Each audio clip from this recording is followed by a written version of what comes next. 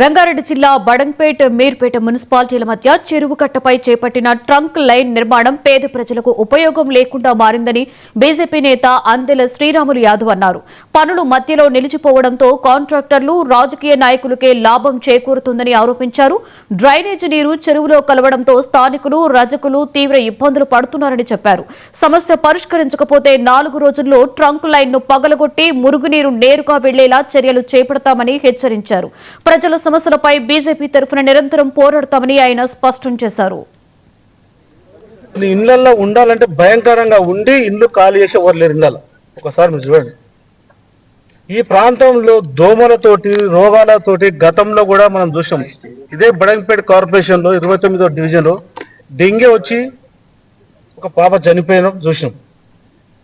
ఒక్కసారి మనకు సంఘటన జరిగినప్పుడు దాని మీద హుషారు ఉండాల్సిన బాధ్యత ఇక్కడ ఉన్న అధికారులు కానీ, ఇక్కడ ఉన్న ఎమ్మెల్యే గారు కానీ, ఇక్కడ ఉన్న ప్రజాప్రతినిధులు కానీ.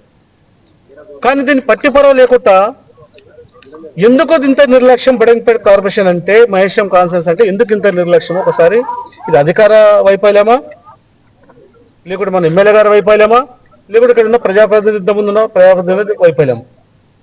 ఈ ప్రాంతంలో ఉన్న కాలనీవాసులు అనేక ఇబ్బందులు పడి ఎన్నోసార్లు మున్సిపాలిటీ కంప్లైంట్ ఇచ్చే కదా, ఇరిగేషన్ దగ్గర పంపిస్తాం. మున్సిపాలిటీ దగ్గరికి పోతే ఇరిగేషన్ అంటారు, ఇరిగేషన్ దగ్గరికి పోతే మున్సిపాలిటీ అంటారు, వీళ్ళ దగ్గరికి పోతే బడంగ్పేట మున్సిపాలిటీకి పోతే అక్కడ మీర్పేట అంటారు, బడంగ్పేట పోతే మీర్పేట అంటారు, మీర్పేట పోతే ఎమ్మెల్యే అంటారు, ఎమ్మెల్యే గారి దగ్గరికి పోతే నేను మాట్లాడతా చేస్తా అంటారు.